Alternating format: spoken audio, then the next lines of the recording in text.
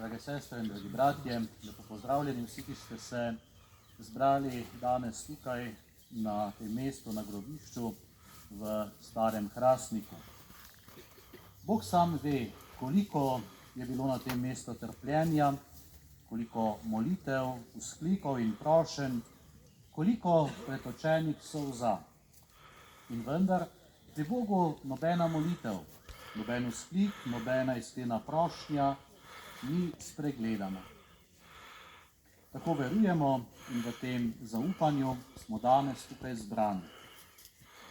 Tukaj, kjer so se dogajale najbolj grozne stvari, kar si jih človeški lahko zamisli, tukaj na tem istem mestu ali pa v neposrednji bližini danes obhajamo svetomašo, najsvetejšo daritev. Kristjani verujemo, da je Kristusova daritev prinesla rešitev ljudem vseh časov in vseh rodov. Kristus je umrl za vse ljudi sveta, tudi za najbolj zakrknjene grešnike in za največje zločince, če se le ti pokesajo in sprejmejo neskončno Božjo ljubezen. Vem, da se to sliši dokaj enostavno in lahko, pa mislim, da je resnica daleč od tega.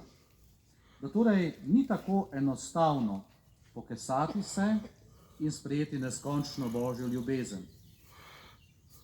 Kdor je storil mnogo hudega, mora za to hudo, ki ga je storil, tudi zadostiti. Nekaj verjetno že v tem zemeljskem življenju in gotovo še tudi kaj v večnosti. In tu, verjemite, ne gre za lahke stvari.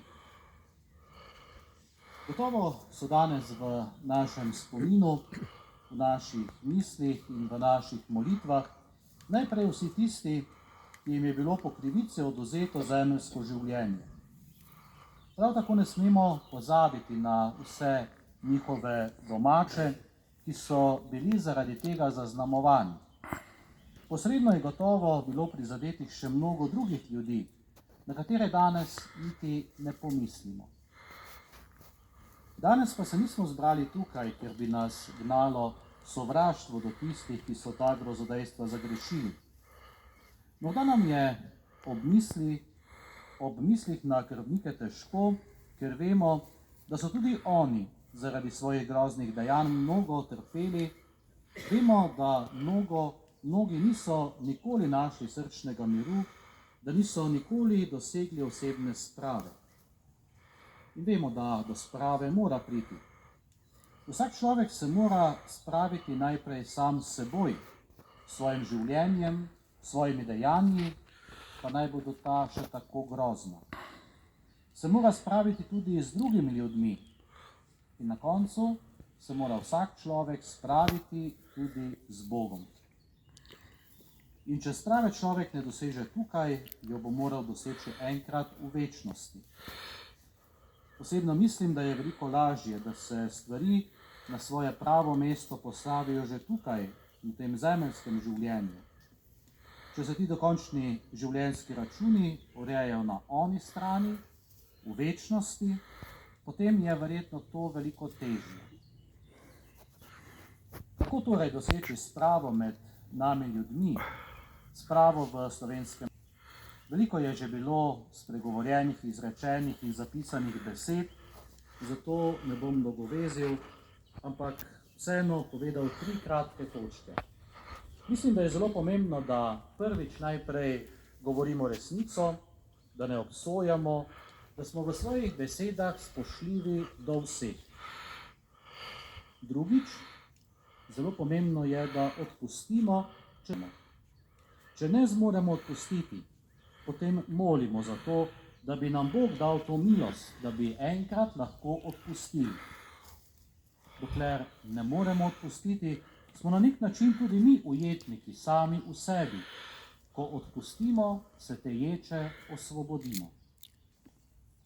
In tretjič, zelo pomembno, da molimo za vse, tako za žrtve, kakor tudi za tiste, ki so ta dejanja zagrešili. Verujem, da marsikdo od žrtev ne potrebuje naše molitve, ker je že v večni sreči pri Bogu v nebesih.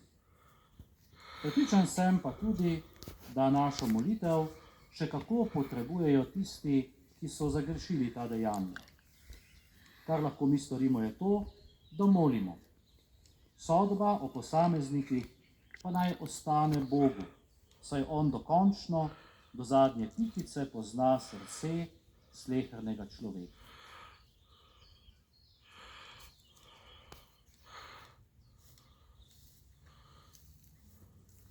Izpovejmo vero.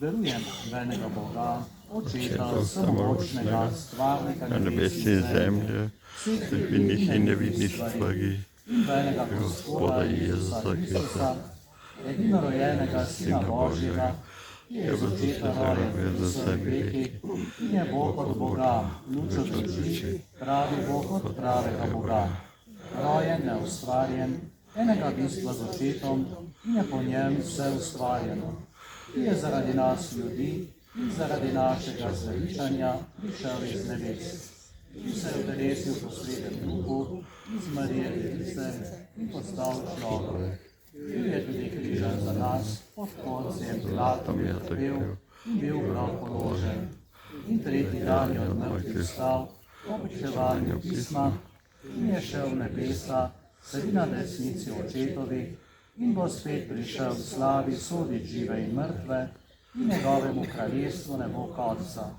In v Svetega Duha, Gospoda, ki oživlja, ki izhaja iz očeta in sina, ki ga z očetom in sinom molimo in slavimo, ki je govoril po prerokih, in v eno sveto katoliško in apostolsko cerkev, priznava me in krst v odpuščanje grehov, in pričakujem stajenja mrtvih in življenja v prihodnjem veku. Amen.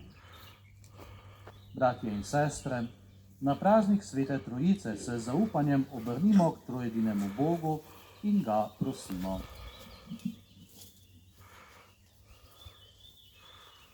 Gospod, po tvoji dobroti smo zrasli na tem koščku zemlje. Pomagaj nam, da jo bomo cenili in vrednotili, zato ji pojemo.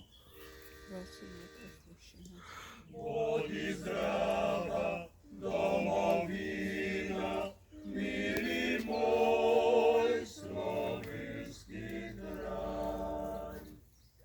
Ta prostor je vtkano veliko trpljenja, žrtev mož in žena, ki so darovali svoje življenje. Nanje naj bomo ponosni in jim hvaležno za to pojemo. Bodi zdrava, domovina, mili moj slovenski kraj. Lepota naših gora, planin, sinje morje, zaklasenela polja, vinorodne gorice, prelesni gozdovi. To je tvoj dar, Gospod, tudi to je naša domovina, zato ji pojemo. Bodi zdrava, domovina, mili moj slovenski kraj. Otroci, mladeniči, mladenke, dedi in babice, možje in žene, Gospod, zanje te prosimo, to so našo domovino, zato pojemo. Bodi zdrava, domovina, mili moj slovenski kraj. Vse, kar si nam podaril s svojo ljubezni, je predokus večne domovine, kamor nas usmerjaš. Tudi večna domovina je sestavni del naše domovine, zato radostno pojemo. Bodi zdrava, domovina, mili moj slovenski kraj. Sveti trojedini Bog, naj ti zvesto služimo in te pogumno prinašamo svetu. Prosimo te, usliši naše prošnje, ki živiš in kraljuješ vekomaj. Amen.